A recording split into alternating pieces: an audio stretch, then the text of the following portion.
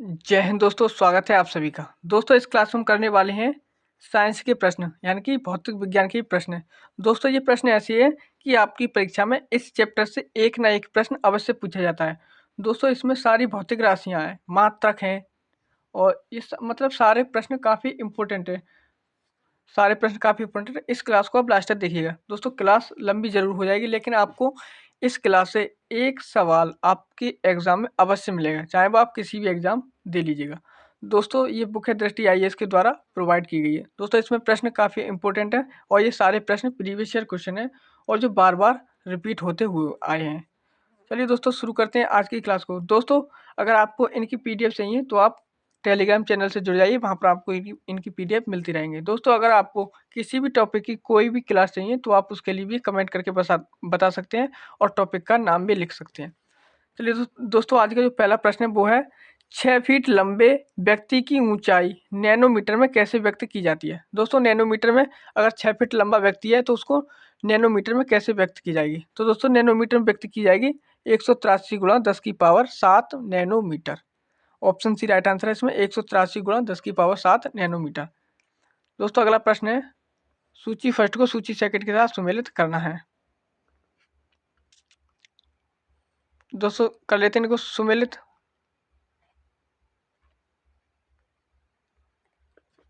पहला है दोस्तों उच्च वेग। दोस्तों उच्च वेग की बात करें तो दोस्तों इसकी जो होती है वो इकाई होती है मैक।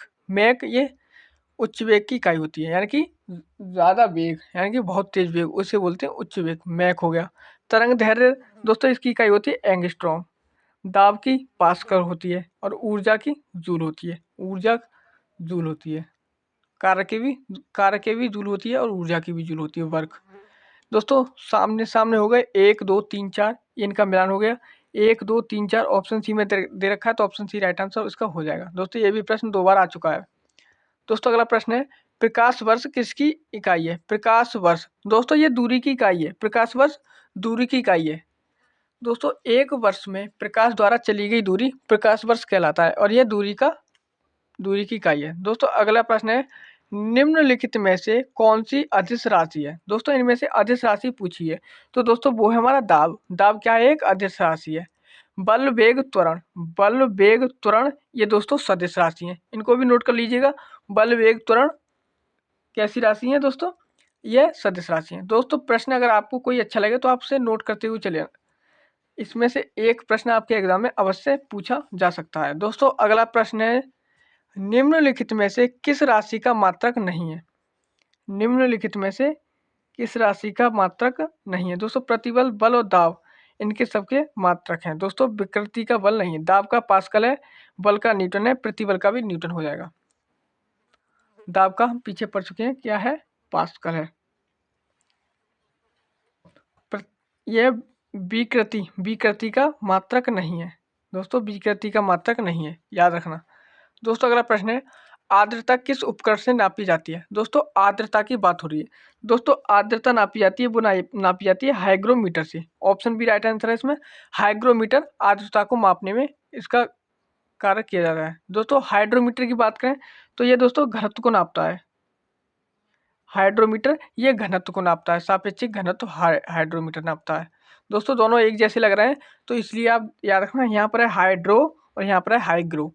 ग्रो आ जाए तब आर्द्रता और ड्रा आ जाए तब है हमारा घनत्व। दोस्तों अगला प्रश्न है एक डायन सीजीएस पद्धति में बल का मात्रक किसके बराबर होता है। दोस्तों हमें इसमें डायन में सीजीएस पद्धति में बल का मात्रक पूछ लिया गया है। तो दोस्तों बल का मात्रक किसके बराबर होता है, 10⁵ minus kg metre second square. Option D right answer इसमें है। दोस्तों अगला प्रश्न है दाब की इकाई क्या है। दोस्तों दाब की इकाई पूछी गई है। तो दोस्तों दाब की इकाई क्या है, वो है newton metre square. Newton metre square, newton प्रति मीटर स्क्वायर, ये इसकी किसकी इकाई है, दाब की।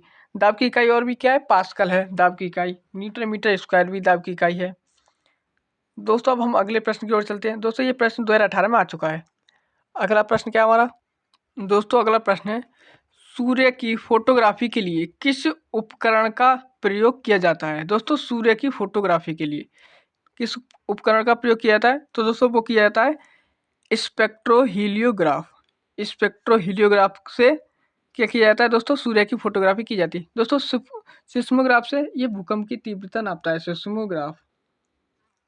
दोस्तों अगला प्रश्न है, थर्म किसका यूनिट है? दोस्तों थर्म थर्म पूछा है, किसका यूनिट है? दोस्तों ये ऊष्मा का यूनिट है, ऊष्मा का यूनिट है थर्म।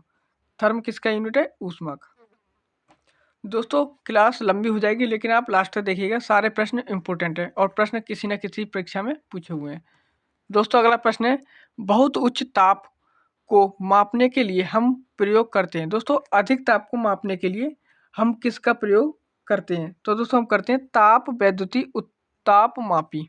ऑप्शन सी आंसर इसमें, ताप विद्युत उत्ताप मापी का प्रयोग करते हैं। दोस्तों अगला प्रश्न है, एक्स किरणों के तरंग दैर्घ्य को मापने के लिए कौन से उपकरण का प्रयोग किया जाता है? दोस्तों एक्स किरणों के तरंग दैर्घ्य को मापने के लिए जो एक्स किरणें है हमारी, एक्स किरणें, उसके तरंग दैर्घ्य को मापने के लिए कौन से उपकरण का प्रयोग किया जाता है? तो दोस्तों वो किया जाता है ब्रैग स्पेक्ट्रोमापी। ब्रैग स्पेक्ट्रोमापी, ऑप्शन ए राइट आंसर है इसमें, ब्रैग स्पेक्ट्रोमापी का प्रयोग किया जाता है।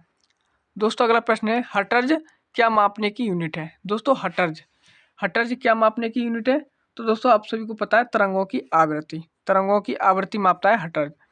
दोस्तों अगला प्रश्न है, ऊष्मा की इकाई निम्नलिखित में से कौन नहीं है?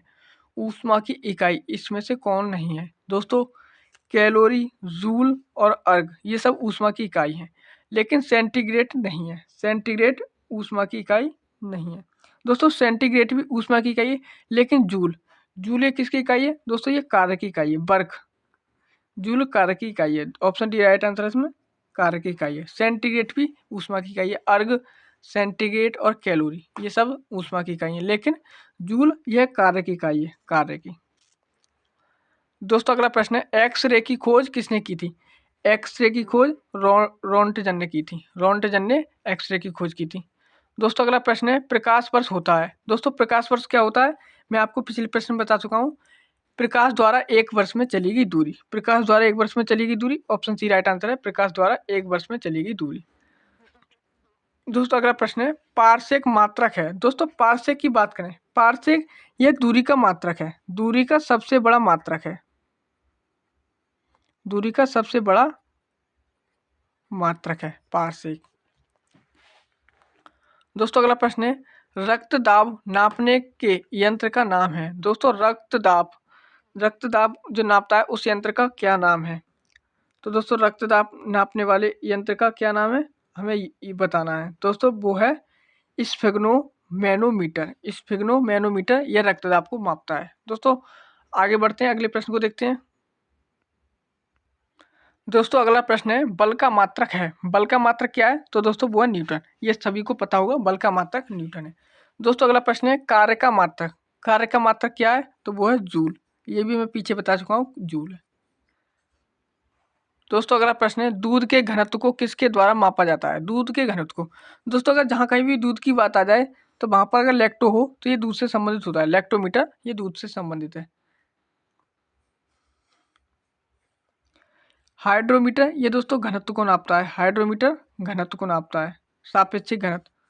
और हाइग्रोमीटर ये आर्द्रता को मापता है, आर्द्रता को। दोस्तों अगला है, प्रकाश वर्ष इकाई है। दोस्तों प्रकाश वर्ष, ये प्रश्न बार बार आ रहा है, ये प्रश्न काफी इंपोर्टेंट है। प्रकाश वर्ष यह दूरी की इकाई है। प्रश्न है, शक्ति का मात्रक है। दोस्तों शक्ति का मात्रक क्या है? वो है वॉट। वॉट शक्ति का मात्रक है। दोस्तों अगला प्रश्न है, एक हॉर्स पावर में कितने वॉट होते हैं? दोस्तों एक हॉर्स पावर में 746 वाट होते हैं। एक एचपी बराबर 746 वाट। दोस्तों अगला प्रश्न है, जूल ऊर्जा से उसी तरह संबंधित है जैसे पास्कल संबंधित है। दोस्तों ऊर्जा की इकाई क्या है? जूल। कार्य ऊर्जा की इकाई क्या है? जूल है। पास्कल की इकाई क्या हुई? दोस्तों पास्कल किसकी इकाई है? तो दोस्तों पास्कल है दाब की इकाई, दबाव की इकाई है पास्कल। याद रहेगा, ये भी पीछे प्रश्न में हम देख चुके हैं। दोस्तों अगला प्रश्न है, निम्नलिखित में से कौन एक सुमेलित नहीं है? इसमें से कौन एक सुमेलित नहीं है? दोस्तों पहला है डेसिबल। डेसिबल यह ध्वनि की प्रबलता की इकाई है, एकदम राइट है। अश्वशक्ति ये शक्ति की इकाई है, ये भी सही है। समुद्री मील नौ संचालन में दूरी की इकाई, ये भी सही है। सेल्सियस ऊष्मा की इकाई। दोस्तों ऊष्मा की इकाई क्या होती है? ऊष्मा की इकाई है कैलोरी। लेकिन यह सेल्सियस जो होता है वो हमारे टेम्परेचर को मापता है, सेल्सियस टेम्परेचर को मापता है। तो दोस्तों यही वाला गलत है। जब यही गलत है तो आंसर क्या हो जाएगा? ऑप्शन डी राइट आंसर हो जाएगा इसमें। प्रश्न है 1 पिकोग्राम बराबर होता है। दोस्तों 1 पिकोग्राम बराबर क्या होता है? तो आपको ये बताना है 1 पिकोग्राम बराबर 1 पिकोग्राम बराबर 10⁻⁻12 ग्राम होता है। ऑप्शन सी राइट आंसर है इस पर। दोस्तों अगला प्रश्न है पास्कल इकाई है। दोस्तों पास्कल किसकी इकाई है? ये दोस्तों ये भी प्रश्न बार बार आ रहा है। पास्कल ये दाब की इकाई है। दोस्तों अगला प्रश्न है वायुमंडलीय दबाव की इकाई क्या है? वायुमंडलीय दबाव की इकाई तो दोस्तों बहुत ही बार, वायुमंडलीय दबाव की इकाई बार है। दोस्तों अगले प्रश्न की ओर चलते हैं। अगला प्रश्न है तेल का एक बैरल निम्नलिखित में से कितना होता है? दोस्तों तेल जो तेल नपता है वो बैरल में नपता है, बैरल में। और ये दोस्तों 159 लीटर के बराबर होता है। एक बैरल बराबर 159 लीटर। दोस्तों अगला प्रश्न है लंबाई की न्यूनतम इकाई क्या है? दोस्तों लंबाई, जब हम लंबाई नापते हैं उसकी न्यूनतम इकाई क्या होगी? तो दोस्तों उसकी न्यूनतम इकाई होती है फर्मी मीटर। फर्मी मीटर सबसे न्यूनतम इकाई है, सबसे छोटी इकाई। अगला है पायरोहीलियोमीटर का प्रयोग निम्नलिखित में से किसे नापने में किया जाता है? पायरोहीलियोमीटर। दोस्तों याद रखना जो पायरोहीलियोमीटर होता है इसका उपयोग किसे मापने में किया जाता है? तो सोलर रेडिएशन को मापने में किया जाता है। ऑप्शन बी राइट आंसर इसका हो जाएगा। अगला प्रश्न है मैनोमीटर के द्वारा किसकी माप की जाती है? दोस्तों मैनोमीटर होता है उसके द्वारा किसकी माप की जाती है? तो ये गैसों का दबाव नापता है। मैनोमीटर गैसों का दबाव। अगला प्रश्न है सूची फर्स्ट को सूची सेकंड के साथ सुमेलित कीजिए। उपकरण यंत्र है और मापन की गई राशि है, मापन की गई राशि। दोस्तों इनको हमें मिलान करना है।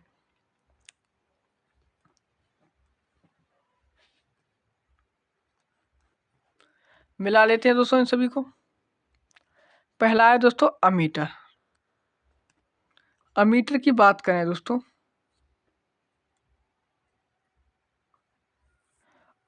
अमीटर ये दोस्तों धारा को नापता है। अमीटर क्या नापता है? धारा को। अमीटर नापता है धारा को। दोस्तों बात करें हाइग्रोमीटर। हाइग्रोमीटर ये सापेक्षिक आर्द्रता को मापता है। बात करें दोस्तों स्प्रिंग तुला को, ये दोस्तों भार को नापता है। बैरोमीटर ये दाब को नापता है। दोस्तों दाब की एक इकाई क्या होती है? पास्कल भी होती है। कंफ्यूज नहीं होना है दोस्तों, हमें कंफ्यूज नहीं होना है किसी भी प्रश्न में।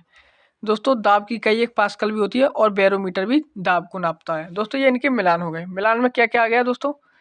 3 4 2 1, 3 4 2 1। देख लेते हैं दोस्तों 3 4 2 1, 3 4 2 1 ऑप्शन बी में दे रखा तो ऑप्शन बी राइट आंसर हो गया। दोस्तों अगला प्रश्न है निम्न तापमान किसके द्वारा मापा जाता है? दोस्तों कम से कम तापमान, निम्न तापमान किसके द्वारा मापा जाता है? तो निम्न तापमान ये एल्कोहल थर्मामीटर के द्वारा मापा जाता है। एल्कोहल थर्मामीटर के द्वारा मापा जाता है। दोस्तों अगला प्रश्न है क्यूसेक में क्या मापा जाता है? दोस्तों क्यूसेक में क्या मापा जाता है? क्यूसेक तो दोस्तों आप सभी को पता है जो जल बहता है वो क्यूसेक में मापा जाता है। यानी कि जो जल बहता है वो किस में मापा जाता है? क्यूसेक में। ऑप्शन सी राइट आंसर है। जब जल बहता है तो वो क्यूसेक में मापा जाता है। दोस्तों अगला प्रश्न है डॉप्सन इकाई का प्रयोग किया जाता है। दोस्तों डॉप्सन क्या है? डॉप्सन किसकी इकाई है? दोस्तों ये ओजोन परत की मोटाई मापने में किया जाता है। डॉप्सन का प्रयोग ओजोन परत की इकाई मोटाई मापने में इसका प्रयोग किया जाता है डॉप्सन का। दोस्तों अगले प्रश्न की ओर बढ़ते हैं। अगला प्रश्न है हमारा महासागर में डूबी हुई वस्तुओं की स्थिति जानने के लिए निम्नलिखित में से किस यंत्र का प्रयोग किया जाता है? दोस्तों यह किस यंत्र का प्रयोग करते हैं? तो दोस्तों वो है सोनार। सोनार नाम का यंत्र है जिससे हम समुद्र में वस्तुओं की स्थिति जानने के लिए प्रयोग करते हैं। दोस्तों अगला प्रश्न है हमारा ध्वनि की तीव्रता मापने वाला यंत्र।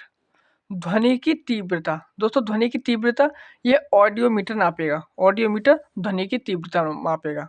दोस्तों अगला प्रश्न है पायरोमीटर किसके मापन में प्रयोग किया जाता है? दोस्तों पायरोमीटर, दोस्तों याद रखना जो पायरोमीटर है ये काफी इंपॉर्टेंट प्रश्न है। देखो कितनी बार आया हुआ है, हर बार ये प्रश्न आया हुआ है, कितनी बार रिपीट हुआ है।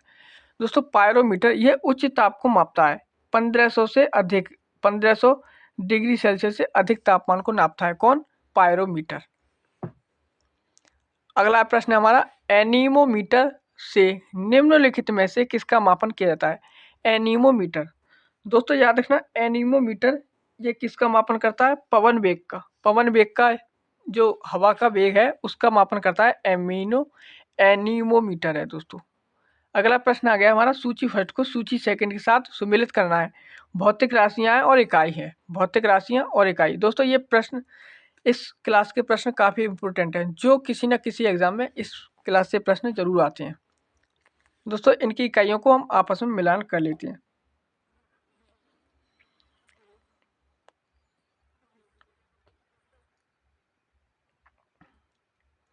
दोस्तों पहला है हमारा त्वरण।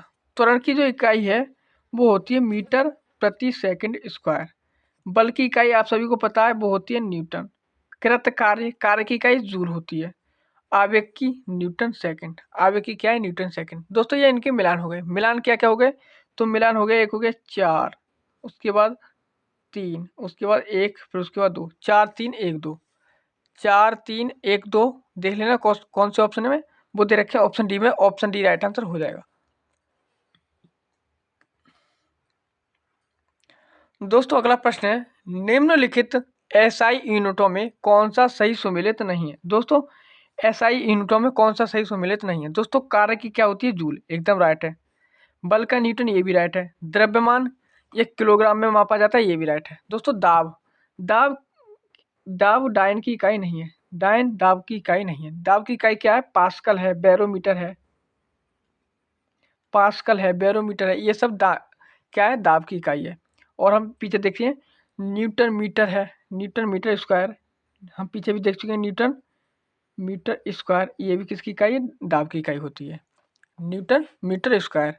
यानी कि एसआई पद्धति में न्यूटन मीटर स्क्वायर हो जाएगा। वैसे दाब का मात्रक पास्कल है और इसकी इकाई न्यूटन मीटर स्क्वायर हो जाएगी।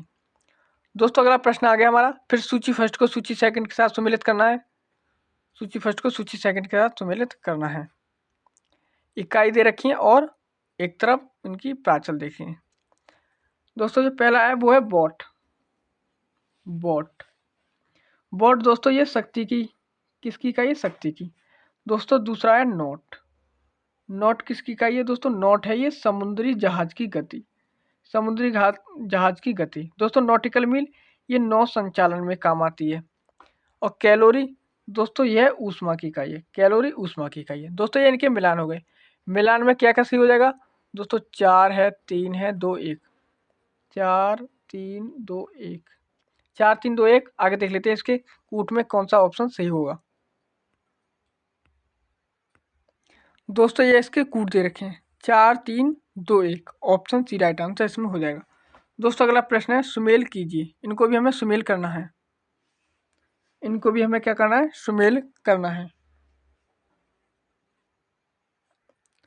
पहला है दोस्तों जूल। जूल किसकी इकाई है? दोस्तों जूल, जूल यह दोस्तों हमारे कार्य की इकाई है। जूल कार्य की इकाई है। दोस्तों अगला है एम्पियर।